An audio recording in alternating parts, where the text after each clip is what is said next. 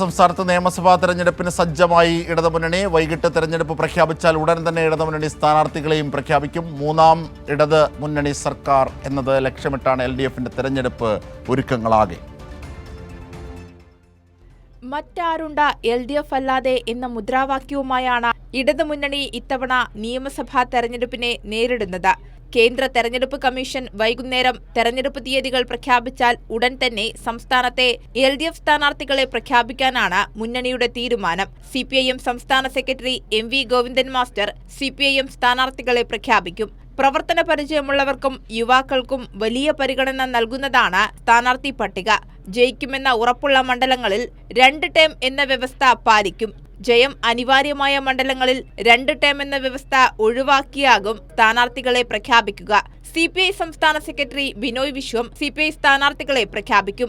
ഓരോ സീറ്റിലും വിജയം ഉറപ്പാക്കുക എന്നത് മുന്നിൽ കണ്ടാണ് സ്ഥാനാർത്ഥി നിർണയം പാർട്ടികൾ പൂർത്തിയാക്കിയിരിക്കുന്നത്. തെരഞ്ഞെടുപ്പ് പ്രഖ്യാപനത്തിന് മുൻപ് തന്നെ കൃത്യമായ രീതിയിൽ LDF യോഗം ചേർന്ന സീറ്റ് വിഭജന ചർച്ചകൾ പൂർത്തിയാക്കിയിരുന്നു. തുടർന്ന് ഓരോ പാർട്ടികളും സ്ഥാനാർത്ഥി നിർണയത്തിലേക്ക് കടന്നു. സ്ഥാനാർത്ഥി നിർണയവും തെരഞ്ഞെടുപ്പ് പ്രഖ്യാപനത്തിന് മുൻപ് തന്നെ പൂർത്തിയാക്കാൻ കഴിഞ്ഞു എന്നത് ആദ്യഘട്ടത്തിൽ തന്നെ LDFന് വലിയ മേൽക്കൈയാണ് തെരഞ്ഞെടുപ്പിൽ സമ്മാനിക്കുന്നത്.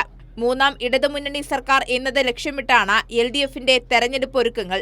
2 LDF സർക്കാരുകളുടെയും വികസന ക്ഷേമ പ്രവർത്തനങ്ങൾ ഉയർത്തിക്കാട്ടിയും അതിന്റെ തുടർച്ച ഉറപ്പാക്കേണ്ടതിന്റെ ആവശ്യകത ചൂണ്ടിക്കാട്ടിയുമാകും LDF സ്ഥാനാർത്ഥി പ്രഖ്യാപനത്തിന് പിന്നാലെ പ്രചരണ പരിപാടികളിലേക്ക് കടക്കുക. ഒരാഴ്ചയ്ക്കകം തന്നെ ഇടതുമുന്നണിയുടെ പ്രകടന പത്രികയും പുറത്തിറക്കുക എന്നതാണ് ലക്ഷ്യമിട്ടിരിക്കുന്നത്.